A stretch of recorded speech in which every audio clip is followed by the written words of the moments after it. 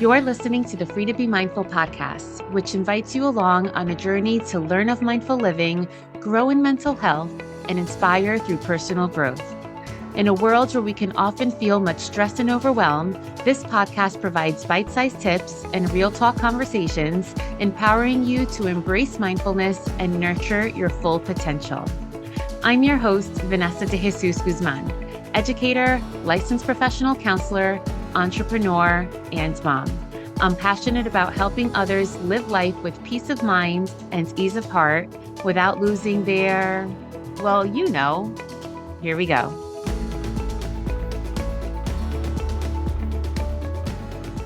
Hello, and welcome to episode 190 of the Free to Be Mindful podcast. I hope that you're feeling good, looking good, and doing better in this world than you were yesterday. So I've shared in the past that I know I'm a type A overachiever, very conscientious type of person. And it's not something that I completely take pride in. I just know that I've come to accept the good, the bad, and sometimes the ugly about these characteristics. And I think that something that does go along with those two descriptors is also being a planner. But it is interesting how I fit into some of these aspects, but not all. And here's what I mean. In the summertime, I plan nothing. I like to be spontaneous and I just like to see where the daylight takes us. When we go on vacation, I also plan nothing. I don't even take the passports for everyone. I literally just have to pack and go. And I thank my husband for always taking care of that stuff. And even when we're going on a day trip, I like to have an idea of the type of place that we're going to and when we should leave the house, but I'd much rather just explore than plan out a day's itinerary. And I do that because thinking of planning, and especially thinking of planning for others, kind of stresses me out, to be honest with you. And I think it brings me stress because when it comes to my career, I am most definitely a planner. I knew from kindergarten that I always wanted to be a teacher. I didn't know that I wanted to be a therapist until I started teaching. But when it came time, I did the research and I just made it happen. So when I was considering leaving education to do private practice and entrepreneurship full time, it was quite an adjustment because there's no manual, right? There's no manual, there's no rule book, there's no one in my family who had done it before, and there wasn't anyone who was telling me how to make this thing a success. It's just, as I mentioned before, trusting my gut and taking a leap of faith. And if you really think about it, regardless of how it is that you describe yourself, we all do make plans to a degree. From our short term practical goals to the endless hopes and dreams that we envision for our future, to all the changes that we experience along the journey, we all have hopes and dreams. And for many of us, our plans may weigh on our personal development, as we may sometimes consider how our plans or decisions can impact our families or our professional lives, our friendships, and maybe other intricate details that involve more than just thinking about ourselves. Sometimes we are able to just do things on a whim. But then there are other times, like bigger decisions, such as wedding planning, planning for a new big move, or maybe planning to start a family. Those plans can be a pretty big deal. And for most of us, I'm assuming that we didn't just flip a coin and say, heads or tails? It's heads. Okay, we're moving to Italy. To wonder if some of you are that spontaneous. But there are a lot of us that fall in the middle of it all, meaning that depending on the topic, we'll plan out a little bit, but not to extremes.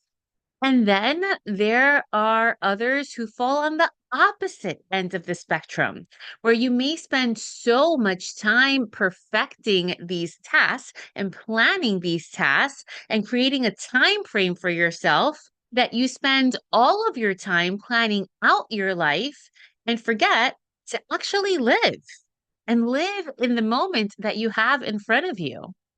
And we can all use different examples to support both arguments, I'm sure. Because, yes, sometimes our plans do work out when we want them to, and hard work pays off.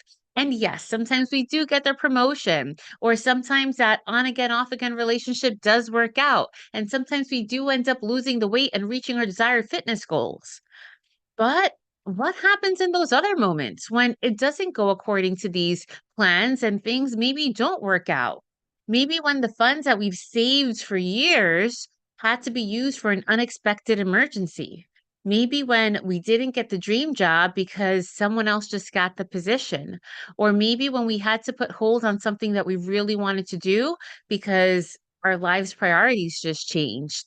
Maybe our health isn't what we thought it was going to be, or maybe we lost someone that we really loved in our lives. But my friends, no matter the situation, it's very common to feel scared, anxious, lost. And I want you to hold on to those thoughts because we're going to go back to these feelings because we're not just talking on a whim here. There's actually a lot of science behind this all. So check this out. Most people do like to have some sense of control. Think about even all the years that we spent in school, especially in a public or private school. You knew exactly what day was PE, art, music.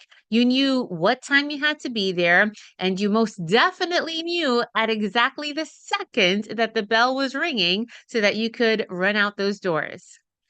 Then the majority of us just get a job where someone else tells us what to do and to a degree, even how to do it. And this, believe it or not, can all be attributed to fight, flight, or freeze. I mean that when we're born, our brain is completely malleable, and that means that it could be shaped and reshaped. In my head, I see like a pile of putty or even Play Doh. It has the amazing ability to adapt with every experience that we encounter, and it experiences new things throughout the course of time.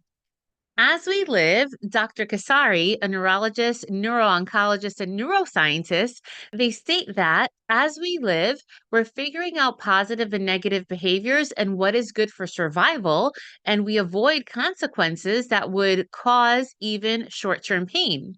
So then what happens is that as we age, our brain learns ways to do things and make us do certain things and behave accordingly to each context and each stimulus. So then what happens is that as we age, our brain learns ways to do things that make us feel comfortable.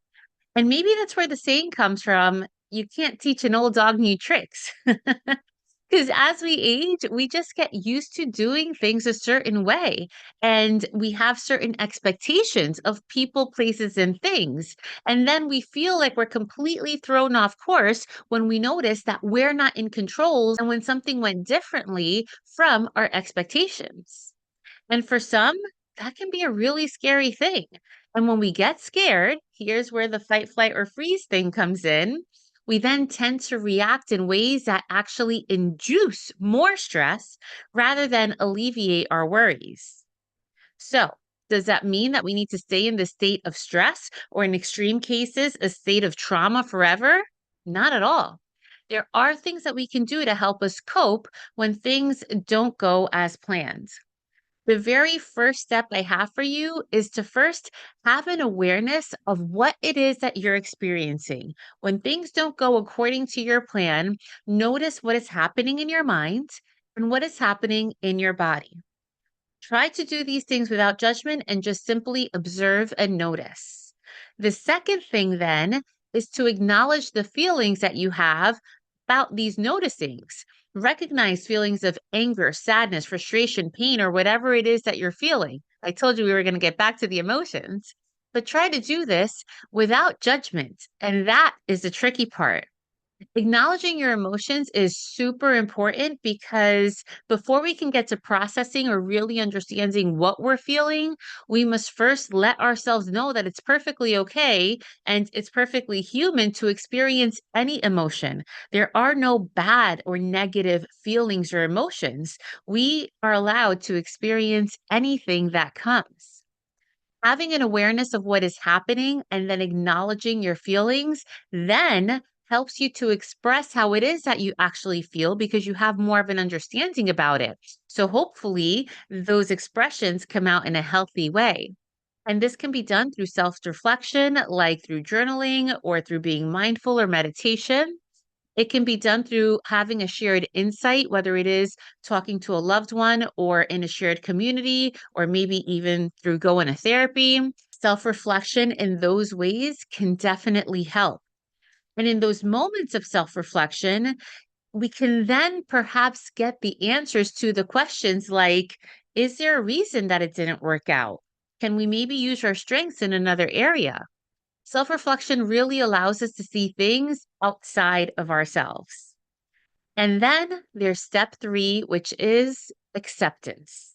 Accept the what is.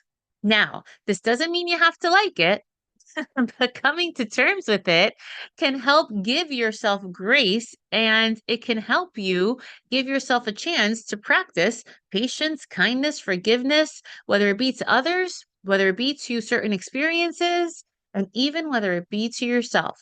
Know that we can't blame or guilt ourselves because something didn't turn out the way that we thought it was going to turn out. Instead, we can have faith in ourselves and support ourselves through the struggle. And acceptance also allows us to reset our mindset. Now, this doesn't mean that we're going to fake the funk or that we're just going to flip the script to see things in whatever light that works best for us. When we reset our mindset, we can then see situations just through a new perspective. And potentially that can help us find hidden opportunities that maybe we didn't notice before when we were caught up in our feelings.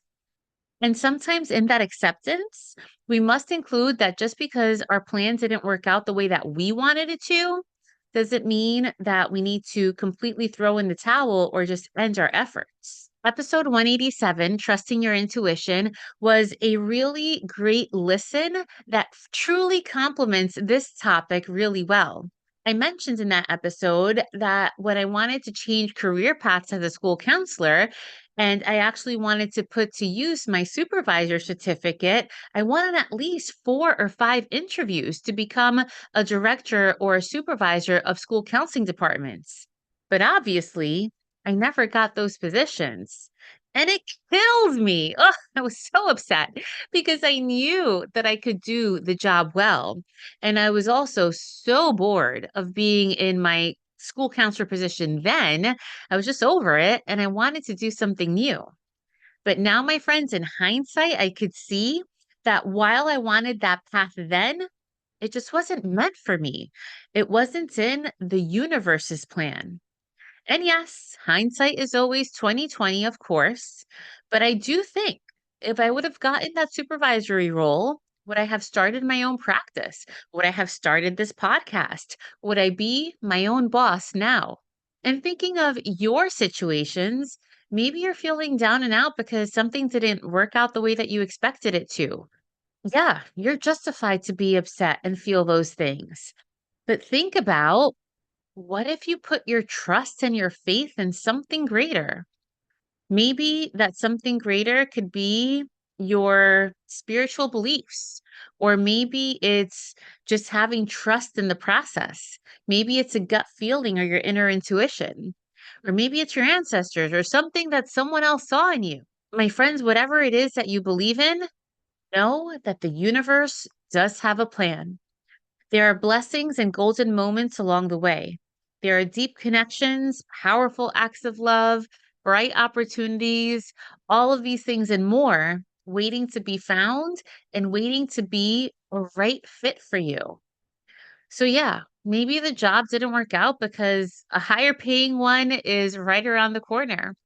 Maybe that long term relationship ended because then it made space for someone better that was in store for you.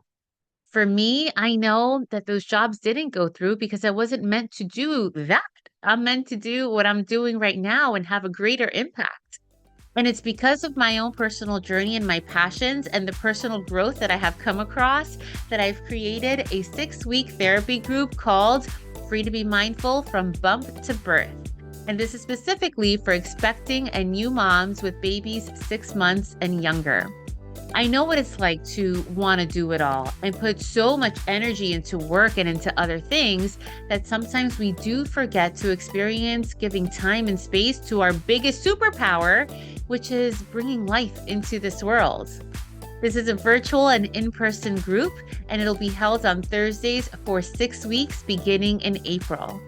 If you want to show up differently as a woman and learn how to be the best mom you can be to your growing family and the best person you can be to yourself, I invite you to go to freetobemindful.com/bump to birth. This will be linked in the show notes for you as well. And if you know someone that can benefit from this, please be sure to share it with them too. So remember, my friends, that planning can be a good thing. It teaches us discipline, it allows us to center our focus, but also know that when formulating plans for the things that matter, we can't forget the why they matter. And hopefully, we can find fulfillment in those places. And remember that sometimes the destination isn't the most important thing. Sometimes it is the journey of ups and downs, the wins and failures, the rebuilt hope. Right now, I, as well as hundreds and thousands of other people, have stories where things didn't go as expected, as we were just sharing. But we also have tons and tons and tons of stories of how we found peace regardless, and of the things that worked out even better than expected. If you're battling a challenge, embracing a change, or even celebrating a win, I want you to keep fighting, keep embracing, keep celebrating, and remember to be compassionate to yourself.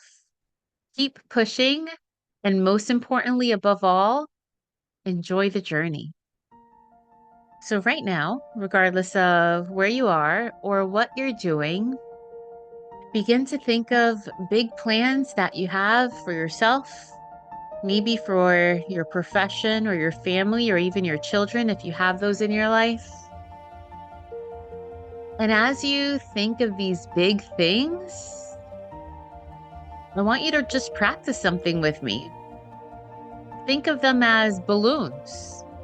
As you hold all these different balloons with all these different ideas in your hands, knowing that some of them hold a lot of weight and are really important to you. And some of them may be perhaps frivolous in nature, but still nonetheless things that you'd like. And as you hold these balloons in your hands, I want you to imagine breathing in, and then as you exhale, letting the balloons go, allowing them to float away in the sky.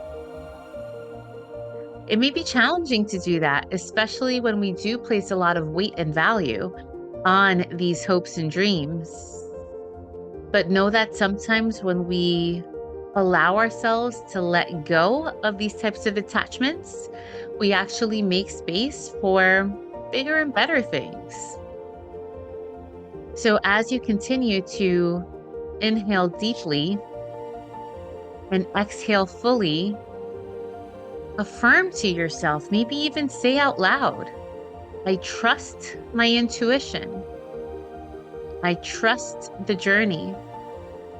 And I release these plans and expectations to allow what is in store for me.